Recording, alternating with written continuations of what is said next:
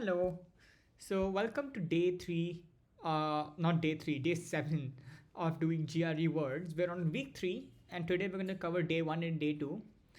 As usual, we'll be going over 10 words from this book, Barron's 1100 words you need to know. This is just for English in general, but also useful for GRE, according to a few YouTube videos, etc., that I watched. Link to that is in my blog, which you can find on my Twitter profile, but that's not important. So let's dive in. All right. If there's one thing I loathe, the quote said, it's a quitter. So loathe is basically hate, despise. Yeah, if there's one thing I completely hate, it's a quitter. He had good reason to reprimand us at halftime because the scoreboard revealed we were losing 45 to 20. Our lackluster performance indicated to him that we had forgotten the rudimentary aspects of basketball. So reprimand is basically to scold someone, and the scoreboard revealed that they were losing terribly. Um, I mean, the other team had more than double of their points as a lead. So I had more than double of their points, not as a lead, but yeah. So 20 double is 40, and they had 45, which is more than double of their points. And their lackluster basically means like a bad performance. They weren't doing well, right? Um, Forgotten rudimentary. Rudimentary is like the basic aspects of basketball. His caustic remarks fired us up. However, and we dashed out, determined to wrest control of the game from our rivals. So the caustic is basically very bitter, biting, hurtful comments, and rest is basically to sort of gain control or take back. So I think that's what it means. I'm not exactly sure about that though. Yeah, take by force is the correct meaning. That makes a lot of sense. All right, so let's fill in the sentences. With the help of his brothers, he was able to dash the leadership of the company. So rest again, right? He was able to take by force. Speaking in a monotone, the politician was booed for his lackluster address. Make sense? It wasn't really, it was a very dull address. So this is A. Loath is basically to hate, which is B.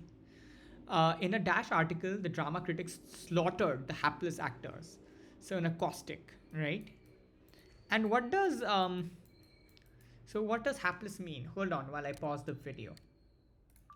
So hi, sorry for the random interruption. I just paused the video and came back to my Notion. So this is my Notion blog where I talked about how I got my score and a bunch of resources and a bunch of advice from YouTube that I basically took notes of because I had no one to really guide me. But so recent vocab, hapless, right? All right, hapless means unfortunate. Okay, so good we got that cleared out. So yeah, the caustic article, the drama critics slaughtered the helpless articles, right? Or unfortunate actors. Anyways, I dash the spinach, but I love other green vegetables. So I abhor or I loathe is also a correct word here. When Ed arrived late, he knew that the grocer would dash him, would reprimand. Make sense? Scold, basically. Alright, it's a 3-minute mark. We've done day one. So loath is basically to hate. Reprimand is to show sharp disapproval. That's a E. Caustic is to basically be sarcastic or biting or hurtful, basically. And rest is to take by force, right? D. So let's check that quickly to, I don't know, satisfy. So B-E-A-C-D. B-E-A-C-D. Alright, so B, E, A, C, and D. So it seems like we're correct. Alright, so moving on. The idiom is crocodile tears, basically to insincere tears. This is a very common idiom. So when the football player broke his leg, his substitute wept crocodile tears. Right? Does that make sense? So say a football player broke his leg and you're the substitute and you really want to play.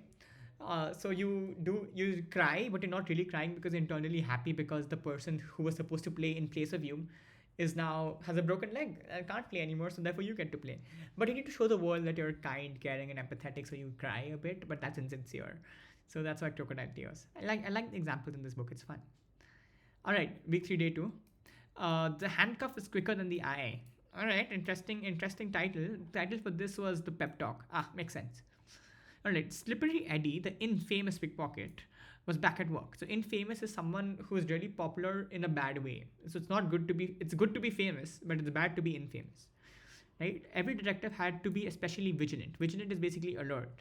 So we did that last week as well. I can quickly pull that up. Yeah, watchful, alert, same thing. right?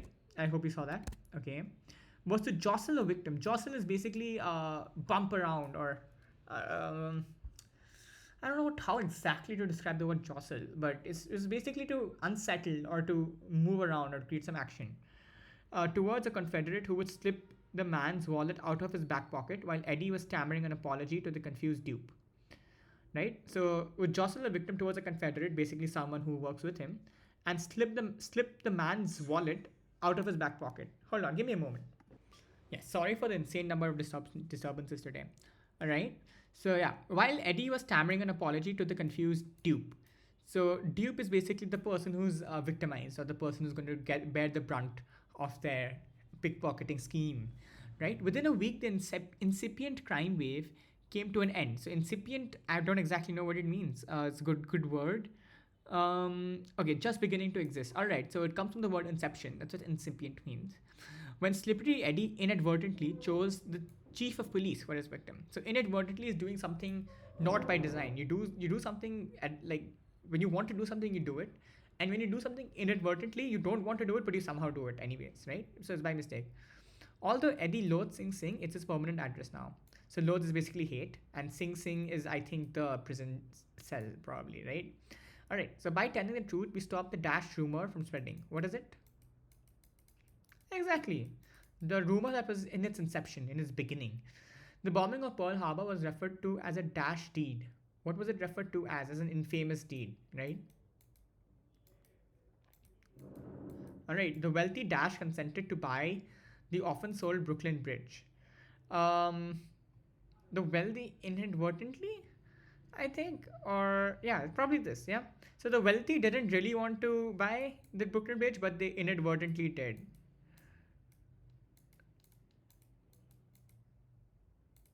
I hope you can understand my handwriting. I mean, it's terrible. Like, but I'm saying the words out loud, which I think should be enough. But I think this is a sentence that we should check. Like, this is probably a worthy sentence. Ah, so see, this is dupe.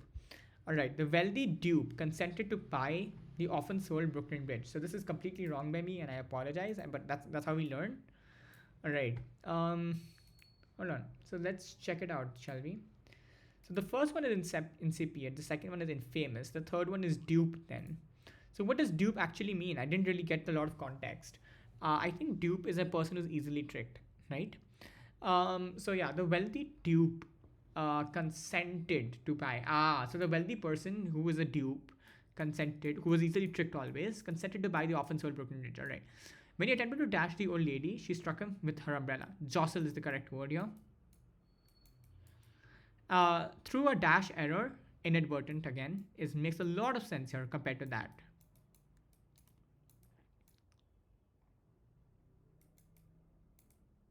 All right, so that brings us to the end. Let's just check it because I think this is a good day. I mean, we made a few mistakes, so that's not good, anyways. But yeah, all right. So we learned this. So let's now match the meanings and really understand these words. I mean, these are common words. They're in a lot of storybooks, but I don't think I really understand the meanings, and I don't know if you do. If you do, tell me about it in the comments. If you're watching this and you're listening to my voice, which I find it crazy that people on YouTube would actually do, but all right. Um, so, anyways, infamous. Infamous is a person who has a bad reputation. It's not good to be infamous. So, Pearl Harbor has a bad reputation, right? Jostle is basically to shove hard. Okay. So, jostle is basically to shove hard. It's sort of what I was trying to say initially when I was reading the passage about the pickpockets, right? Dupe is basically a person who's easily tricked. That's a D. Incipient is something that's just beginning to exist. B comes from the word inception. So this is the inception of my restaurant, or I don't know, inception of this award gallery, something like that, right? Inadvertent is basically to do something so heedless or not attentive. So I don't know what heedless means, and I think it's a good thing to search, right? Um, yeah, heedless basically means showing reckless lack of care or attention. So yeah, anyways, to carry the day is the idiom, and it's basically to win the approval of the majority. So the secretary's motion that we adjourned for lunch carried the day, and we headed for the restaurant. All right. So basically, the secretary made a motion to adjourn for lunch, right? Or to say, okay, we've had enough. Let's go and eat lunch now. Let's break up the Senate or what the Congress, and let's go and eat lunch. So this motion carried the day, won the approval of the majority, of the House. So think about like a Lok Sabha, or in the US like a Congress or Senate type of situation, and they headed for the restaurant. That's exactly what it means. So all right, it was fun. I need to go and have dinner now, but yeah, looking forward to coming back tomorrow and covering week 3, week 4. All right, bye bye.